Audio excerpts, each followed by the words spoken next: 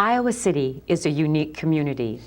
This uniqueness is shaped by the people who contribute their ideas, their time, and their energy to the life of Iowa City and the university. Welcome to a series of biographical interviews of special women and men who have affected this community. Their contributions have been valuable, their lives creative and full. What brought them here? Who influenced them? What contributions are they the most pleased about? These and other questions will be explored during this series of interviews entitled, Tell Me Your Story. My guest is no stranger to Iowa City. For over 91 years, Ed Raitt has lived, taught, worked, and raised a family in our community. He is the fourth generation of the Raitt family to live in this area.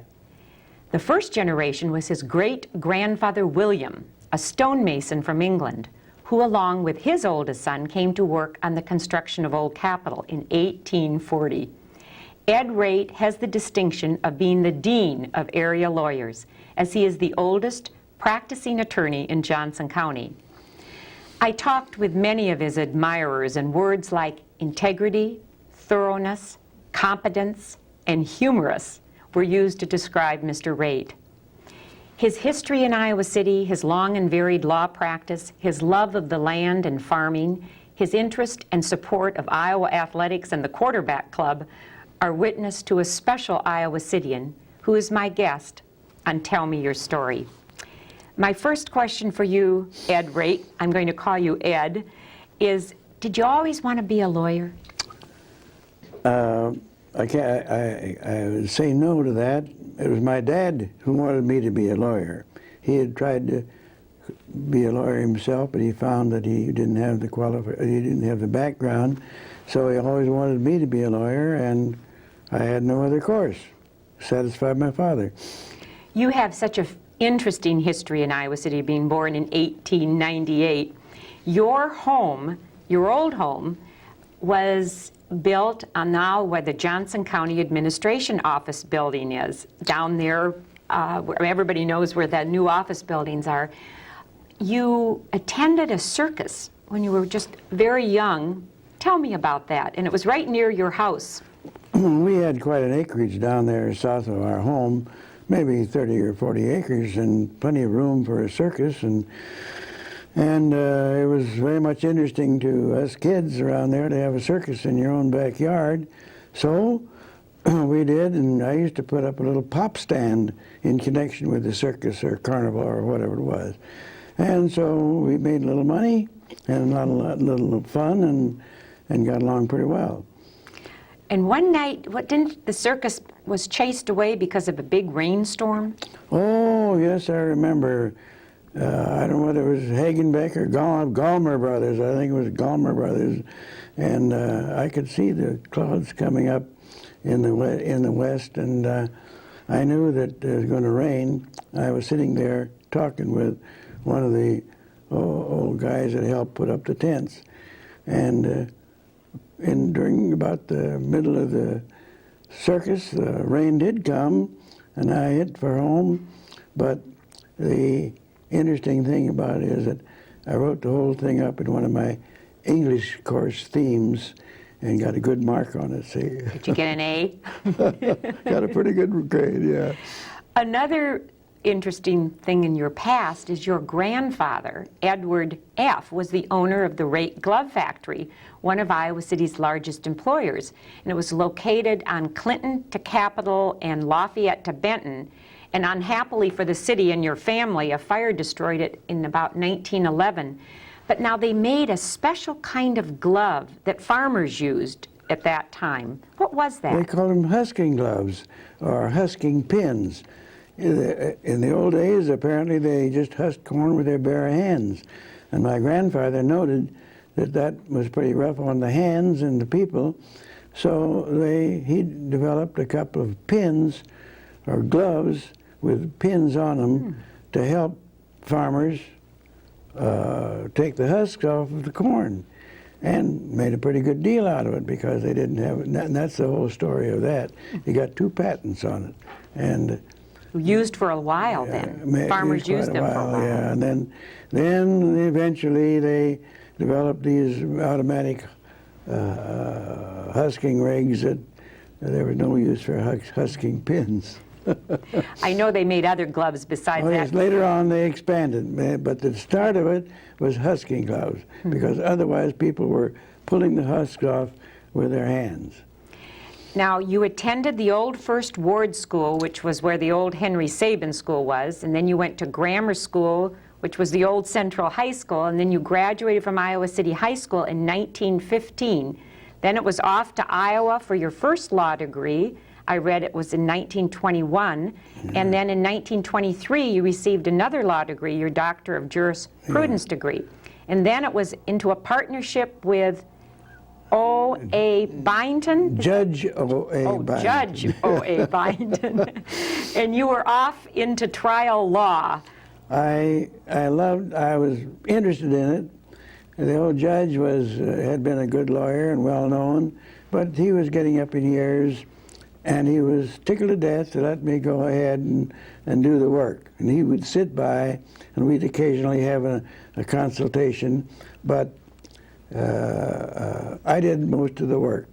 You did most of the work. Yeah. One of your early cases was State versus Albert's case, and you ended up appealing to the Iowa Supreme Court. I remember it well.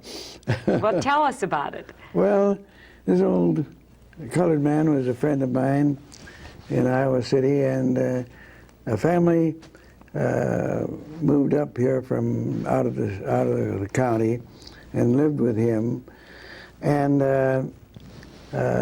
he was a good friend of mine, but somehow or other he got misguided or mixed up or something, but he was prosecuted for rape. And he came to see me, and I defended him. And it was a big case because so much interest was taken by the people, and I tried my best to get him off. But as things were going, the colored man and all the facts that they had, and it took the jury about 30 minutes to convict him. So then I watched the case pretty closely and kept track of what was going on and what was made, and I put a lot of possibilities for error to appeal to the Supreme Court. You want me to go any farther? Well, what happened? You appealed to the Iowa Supreme Court. Yeah, and at the end of the testimony, I made a motion to require them to specify what particular act on what particular date it was that the crime was committed.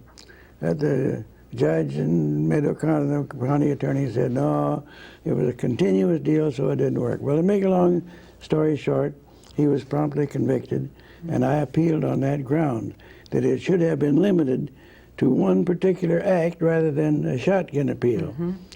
And you can imagine my joy as a young lawyer to get the word from the Supreme Court that the case had been reversed by the Supreme Court. And eventually, the old judge, trial judge, called the county attorney and me into the back room and said, now, we have this old colored man here, and the evidence is rather difficult and possible, and maybe we better just dismiss it. Sued me, all right, the county attorney, and he was dismissed. As a young lawyer, that must have made you feel very pleased. The man didn't have much money, but the tears that I saw running out of his eyes paid me 1,000 times. Another case that you were involved with in about maybe 1950 was the famous Bednasek case. That was that murder trial. You were the county attorney at the time, and he was. No, I was not county attorney. Special prosecutor. Special prosecutor. Yeah, Jack White was county attorney. It was a murder case. And he was accused of strangling a young co-ed downtown. Right. And the difficult thing was that there were marks on the throat of the girl to show black and blue marks right on the throat. But the other feature was, which is important, that after whatever happened that night, the fellow who was accused of the crime raised the alarm, did everything he could to find a policeman, or to find, it was late at night, to find somebody to tell him about it. So that it looked like he was trying to protect, he was trying to save her or something of that kind. That's where the trouble was. There was a conflict of evidence. And we found out what the explanation was, but it never came up in the trial. He was acquitted. He was acquitted.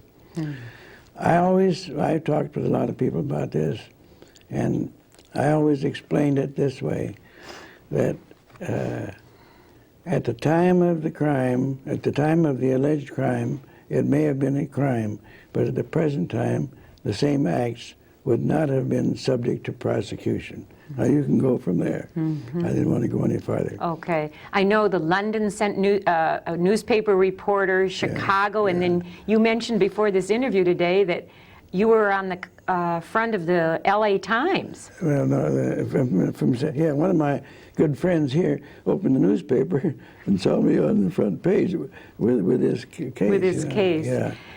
Did you ever want to be a judge, Ed? Oh, that matter came up maybe once or twice, but I was interested in trying cases, and I knew what happened to the judges. Unless they went on to the Supreme Court, they were in a kind of a pocket. And I think if I'd had a chance to be a judge, I think I would have grabbed it probably. But I was never disappointed because that I was not appointed. Another love you have besides law is farming. And for over 61 years you've worked a farm, and maybe many people don't know that. They just think you're a trial lawyer, but in Cedar County. How did you come to find this farm back in 1928, and what was the cost of it? Well, that's a long story, but it came down from my grandfather to my uncle, and my uncle was financially involved and lost it to a Cedar Rapids bank on a foreclosure proceeding. I used to hunt ducks and hunt out there, and I thought what a nice thing it would be if I could have that farm. So after it long passed out of my uncle's hands, it went into the hands of a bank in Cedar Rapids, and I went up and dickered with the boys, and I finally bought the farm for a government loan of $3,500, cash of $500, and a note for another $1,500. And so I got the farm. How many acres about? There was about, at the time, there were maybe 300 acres or something like that in that neighborhood, and then later on I got some additional. So at the present time it's about 450 acres. But it was a lot of tillable land and pasture land, and it was subject to overflow, which made it available so I could handle it. It was a lot of good land on it, but it was subject to overflow, which decreased the value. But anyway, it's been very interesting for me and for your family, for boys, yeah, and everybody. And your wife, she's enjoyed it too? Well, yeah, but she kind of got worn out with it sometimes. But it's a working farm, isn't it? Oh yes. You have steers. We have cattle. Yeah, we handle cattle. Why don't you have cows? Well, we don't allow a cow in the place. Tell me why. Well, my mother-in-law, nobody had a better mother-in-law than I did, but she always referred to how the bossies were coming out on the farm. I tried to explain to her that we didn't allow any cows on the farm, but it's hard to explain. Was it because you had to milk cows as a child? We went through an era when we had some, we had milk cows. And maybe a dozen of them, and that we met our main source of income. But I've always said that I never felt any better than the day that the last cow left our farm. So you've shuttled back and forth between Iowa City and Cedar County working your farm, and we spent a lot of time in the farm, and it was a good place for hunting and fishing, which appealed to the kids, especially the boys, the two boys we had. And so we had a lot of good fun out there when they were growing up. But later on, as soon as they got more interested in girls than they did in the farm, they didn't feel so keenly about it. But I know the two boys always liked to go back to the farm. well, let's talk about your children, and I'm interested in knowing about this law that's in the Rate blood. It seems like your father wanted to be a lawyer. You're a lawyer. You have a son and a daughter who are lawyers. That's right. And then I heard that you have a granddaughter who's a freshman at the University of Michigan Law School. Yes, and I've often remarked about that and told about how many of my friends that would like to practice law, but they couldn't get into the college. And maybe I'm bragging a little bit, but she took the examination and is now a freshman in the law school at the University of Michigan. Now, John is a lawyer in Homer, Alaska, but I hear he's taken up commercial fishing. Well, it's hard to understand, but up in Alaska, in those days, you had to have more than one means of living. There wasn't enough law business to pass around. But at the same time, John was doing commercial fishing, and he did so well at it, made so much money, such good money, that, and then he had these two boys and the family to bring up, that he just retired for the time being. And Julie, I've read, is an immigration lawyer in Boston. Yeah. And then Henry is a surveyor and has a small spread. See that the coon bottom your farm is rubbed off on your kids near Yellowstone River in Montana. And then Mary, your other daughter, lives in West Bloomfield, Michigan, as a graduate in home economics and has even written a cookbook. That's right. I'm sure you're very, very proud of your children. They mean a great deal to us, and they've been so loyal and good to come and visit us, and I don't see how things could have been better in a family. Besides your father, who I know you said influenced you to become a lawyer, who else had a major influence on your life, Ed? Oh, I don't know. My dad was a great admirer of William Jennings Bryan, and he took me to see him several times, but I soon outgrew that and knew there, although Mr. Bryan was a good man, meant well, I didn't favor him for president. And did you ever hear the story about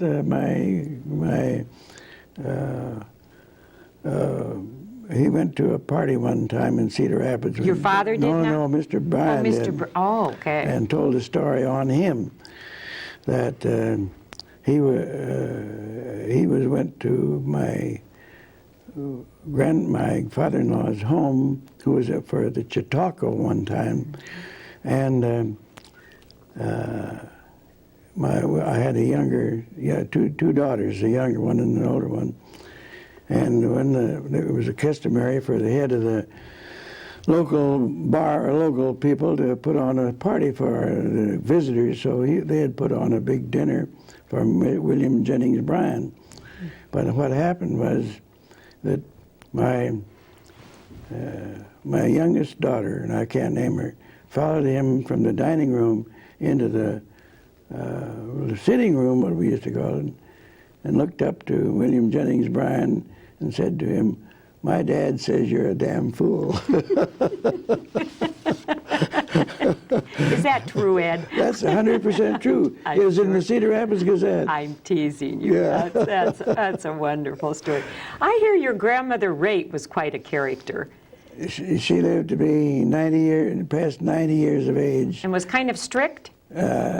She was good-natured, but she had strong feelings about drinking and swearing and dancing, and those things were not allowed. But otherwise, she was good to the family and a good grandmother. And was it your grandfather who could plow the prairie or break the prairie? Yeah, that's what happened to that's what started the romance. My grandfather was quite an entrepreneur, and saw ways to make money. And when he was a boy, why, he had a team of oxen and plowed land by the acre. And they always said that my grandmother fell in love with him, probably, because he didn't swear. He never had any swear words on him. And He could break the prairie without swearing. yeah. To get back, you've had so many vocations and seemingly avocations. One of them getting back to, you taught in the law school, lectured. Yes, and that's one of the most interesting experiences I had. One time in the contracts class, that the old dean called me in and told me that he was going to get a leave from vacation, for the early vacation, and he wondered if I could take over his class in contracts. Well, it was a great invitation to me. I think some of the boys in law school were a little bit disappointed that I was to be their instructor rather than the old dean. But that's the way it worked out, and I got along real well for the first half of the year. And from then on, I found it, the other members of the staff, of the faculty, found it convenient to get a little extra time off, and they'd call me in and ask if I'd like to take over his class for the rest of the year. So I taught contracts and criminal law and insurance and a whole number of, from time to time. It was a great experience. It was hard work, and I found that I couldn't carry on both the law practice and teaching, but it was a great experience for me. Mm-hmm. Now, we have to mention your wife, Maud. We've mentioned your 4 children. Mm-hmm. How did you meet Maud? Because you've had a long and satisfying marriage, I know. Well, it's a long story, but she and I don't agree on some of the facts. Well. But I was a senior in College of Liberal Arts when she came to Iowa. And I noticed her on the campus. She was quite active, and I went, but at the end of the semester, I went to the Army, and she went to North Carolina, to take up some teaching work. The old professor, one of her professors, had got a job for her down in North Carolina. And so I heard nothing more of Maud. I was in Iowa City, and she was down in North Carolina. One Sunday, I opened the paper, and there was a picture of Maud on the paper, and told about her having finished a couple of years down in North Carolina, and was going to became an instructor in the University of Iowa. So that gave me that opportunity right there. I had an old associate who used to know some of the university girls, and I asked him to find out if I could renew my acquaintance with Maud, but I'd never met before. And so I say renew, but I'd never met her before, but he was slow about it, and so I finally went to a play in the university that I felt sure she would be there. So I collared her on the way out and told her who I was and what my record was. And we got a date, and from then on, everything just went fine. It was kind of love at first sight, wasn't it? Or interest at first sight. I knew her from a distance, from years before. And I knew that I'd like to know more of her, but never had the chance until I saw her picture in the paper. So that's what happened to me. That's wonderful. Another story, to finish some more stories about your family, your both sides of your family, not just the Raitt family with the stonemason and the glove factory and your long practice here in Iowa City, but your great-grandparents on your mother's side, the Shin side, had an interesting story about the Mormons wanting them to come from England. They recruited them, didn't they? They came here from England to join the Mormons, and they were part of the organization, or they started out organizing for the very first handcart expedition to Utah. And the records are, we looked up all the records, and it was our family and their children. And the unfortunate thing that the old grandmother that they brought with them, I think the fact is that she passed away before she could make it out there. She passed away, Maud, your wife told me, she passed away in Iowa City on their way through to Salt Lake City, and she's buried out in, there's a small little cemetery in Coralville, I guess a Mormon cemetery. Yes, that's out there. If you can, they've looked for the grave many times, but they've not been able. But that is a fact that one of our grandmothers came out here to join the Mormons, got as far as Iowa City, and. But the great-grandfather made it with his children. That's right. My last question, and I'm going to have you read something for us, but one of your avocations and interests has been an Iowa football supporter and a longtime member of the quarterback club. You told me they used to hold meetings, or you used to go to meetings at the Reich's Cafe on Dubuque Street next to Mott's, and then you held meetings in the Hotel Jefferson, the Elks Club, and the Masonic Temple. And at the meetings of the quarterback club, you became known as kind of a poet laureate, writing these rhymes about the football program, and I think it'd be a wonderful way to end our talk today with you reading this poem. Would you do that, Ed? Whatever you wish, whatever you wish. Okay. But I remember that I had several of these suggestions. Or what do you want me to do? Just read? I just would like you to read that. Well, the occasion for this was because one of the seasons was like a recent one, where we weren't doing very well. We had some good football teams, but we weren't doing very well this time. So I wrote this up and we gave it at the quarterback club. Do you want me to read it? I do. Please do. Excuse me. We're approaching the close of the season. The good Father has guided us well. But in spite of all of his efforts, we've had a little taste of hell. Now, it's no use blaming the coaches. They've done everything men could do, and we thank them for all their endeavors, and to them we will always be true. But our boys won't always be ailing. The refs won't always be blind, and the profs won't always be flunking fast kids a little slow in the mind. What we need from Father Holzhammer is a little more help from on high. He must have a whole lot of credit with that great referee in the sky. We'll go after a few more scholarships.